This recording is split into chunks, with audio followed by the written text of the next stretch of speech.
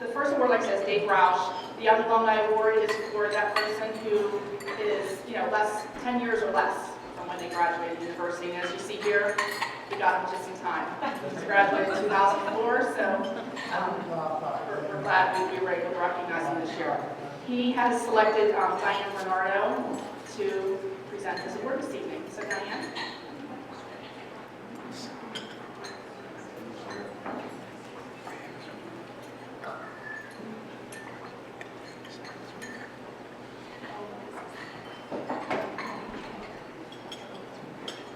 Good evening, everyone, and what an honor it is for all of us to be here this evening. In the last century, back in 1996, when I was on the DuBois Planning Commission, in the front row of the audience, there was a young man diligently taking notes on the Planning Commission session. When the meeting was over, this young man introduced himself, David Roush. And he asked me several very intelligent questions about planning and subdivisions. I was impressed. Well, then I said to David, what courses are you taking in college and what are your career plans? And David replied, I'm not in college, I'm only in 9th grade. Well, it took me a minute to recover from the shock and awe of that statement.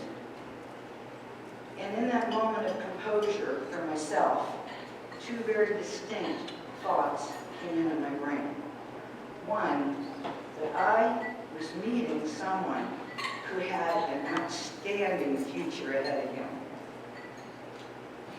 And the other thought was, what an impact this young man is going to make on the outcome of our world.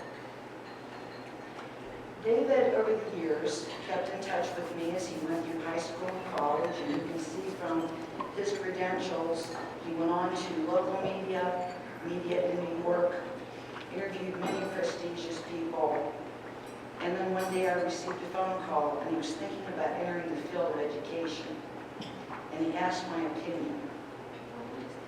Well, I saw in David that he couldn't see himself quite at that moment. But when he gave me this phone call to be here this evening, I really reflected on the goodness of this young man and how polite and what he's meant to me in my life. And what really added to my thoughts was meeting one of his students this evening, Matthew. And I asked Matthew, what influence did David have upon you? And he said, if it weren't for David, my life would be in a totally different direction. He was given an opportunity, and I asked him, what are you going to do? And he wants to follow in David's footsteps, go into communication, and teach in an area where there are underprivileged children. And I said to Matthew, this fits right in with what I was thinking, so I'm going to end where I began. When I look at Matthew, who is a former student of David's, that linkage is there. Those two thoughts hit me again, that we are so privileged to have David Roush in our life because he has a very, very bright future still unfolding ahead of him. And the second thought that hit me is he is going to make a great impact on this world as evident in his student Matthew. Ladies and gentlemen, I'm proud to introduce you to David Roush as the recipient of the Dave Schaefer Outstanding Young Alumni Award. Ladies and gentlemen, David Roush.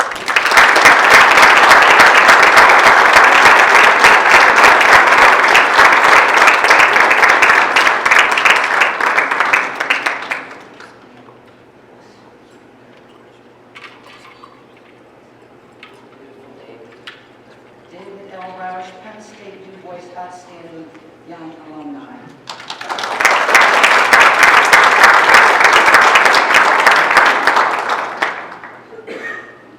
Amy, the teleprompter you promised me?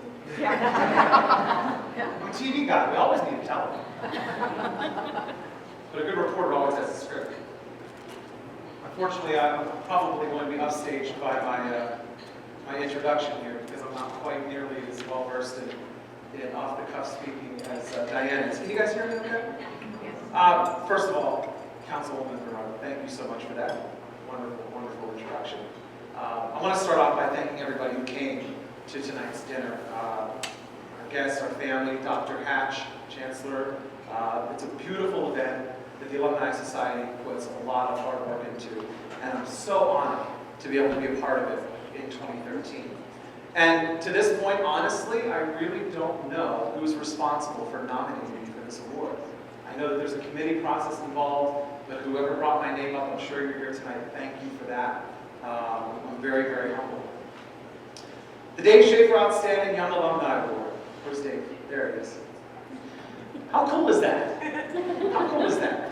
Even cooler that Dave happens to be a friend of mine, who I met about 15 years ago while working at Sunny 106 Radio here in DuBois. And those who know Dave know that his name is just absolutely synonymous with Penn State and service to the community and the university. And what a cool guy. He likes Apple computers. I mean, come on, it doesn't get cooler than that. And the fact that my name is now going to be counted on a list of others who are associated with the name Dave Schaefer is just the greatest honor I could ask for. So thank you for that. And if you haven't had a chance to make Dave's acquaintance, please do that tonight during the reception. I also hear you can get your hookup on tickets down at University Park, Center for Performing Arts, so he's your guy. You know, the DuBois campus at Penn State, a lot of us affectionately over the years have called it DUC, given its history as the DuBois Undergraduate Center. It's really been a part of my life since the first grade. When our family moved to this end of town, the East Side neighborhood, my friend Josh Robertson and I would ride around campus past the old carriage house when it was still standing, and I have to tell you what a thrill it was when they added the ramp next to Hiller Building. There used to be stairs there, and what a dream for an 11-year-old on a BMX bike. I think the only thing that didn't get us kicked off the university property was the fact that Josh's dad, Don Moose Robertson, worked there, and I think he covered for us when we were over there causing mischief. But having Penn State right here in my own neighborhood really made it easy for me to figure out where I wanted to go to college. In fact, probably one of the less intelligent decisions I made in high school was only applying to just one school.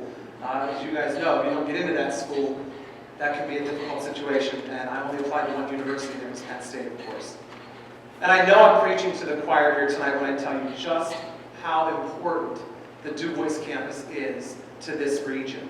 It's giving young people the academic footing that they need to start some amazing careers that I'm sure many of you already know about. It's bringing world-class researchers and faculty to this quiet little western Pennsylvania town that probably would not have seen or heard of them otherwise. It's dynamically evolving to train and fill the needs of a workforce when, as we know, tragically sometimes industries leave and new industries move in. And the campus has grown and evolved to meet those needs and those challenges. The work of the DuBois Education Foundation, not only to serve the campus, but the DuBois area school district that surrounds it. We really have a gem, ladies and gentlemen, and we have a lot to be proud of here at DuBois. So as I made the 5-hour drive in from New York City this morning, I had some time to reflect on the significance of the award that I'm being given tonight. The criteria, making great accomplishments in one's career while continuing to contribute to the university community. I have to be honest with you about something. I can't take all the credit for the accomplishments that I've achieved. I can't do it. In fact, it's been thanks to several people along the way in my young life who have elevated me, who've lifted me up, who've reached down and given a hand to bring me up. I always had someone doing that at every step of my journey.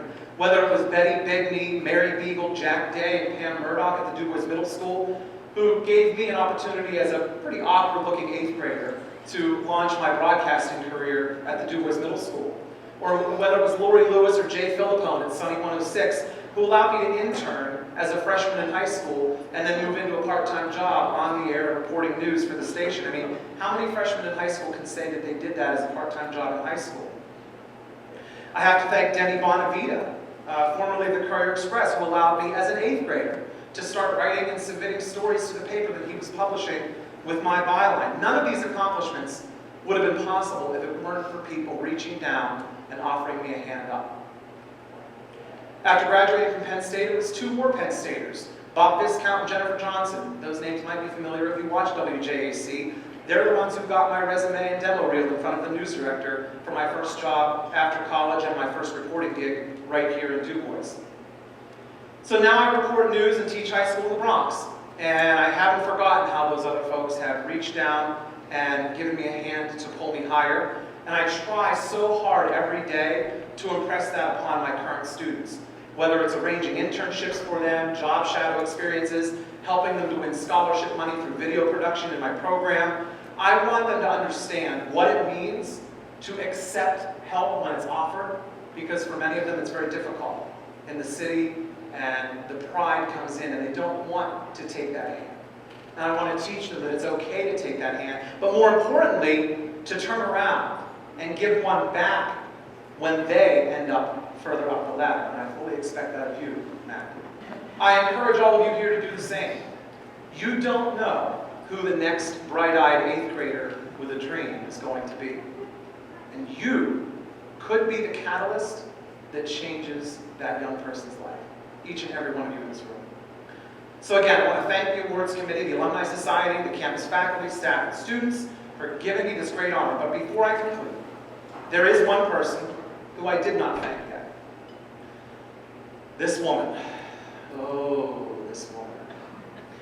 I can make a promise to every single one of you in this room tonight that you will not meet a stronger woman, a stronger human being than my mother, Karen Rowe. It didn't matter who was pushing me on the outside at school or in my career to achieve and accomplish great things. When I came home at the end of the day, every other day I had another pie-in-the-sky idea. I'm going to write for the paper. I'm going to be on the radio. Didn't matter what the crazy idea was. She always looked at me and said, go for it. No reason why you can't do it. My family lost my father, Don Roush, suddenly when I was around 3 years old. And my mom, with 2 toddlers and 1 on the way, continued to press on. Our family faced even greater challenges as we got older, but there was always one rock, one force that kept us together and continues to this day to keep us together, and that's my mom. One day I asked her, how did you do it? How did you get through all of the things that we've been through as a family? And she said, David, I knew that the sun was going to come up tomorrow, whether I was ready for it or not, and I was not about to curl up on the couch and give up. And I'm so glad she did. And believe me, that lesson was not lost on me or my brothers. Now today, she even generously opened up her own home here in DuBois, in my old bedroom, to one of my former students from the Bronx, Matt Rivera, who you've met already. So he can have a chance to build his career right here at Penn State DuBois. Her kindness, compassion, and generosity have no limits. So please, as you mingle here after dinner tonight, please take a moment to thank her, because without her, I wouldn't be the person or the man that I am today. So to close, Mom, I'd like to ask you to come up here and let me recognize you for everything that you've done for me, Matt, Donnie, and Michael.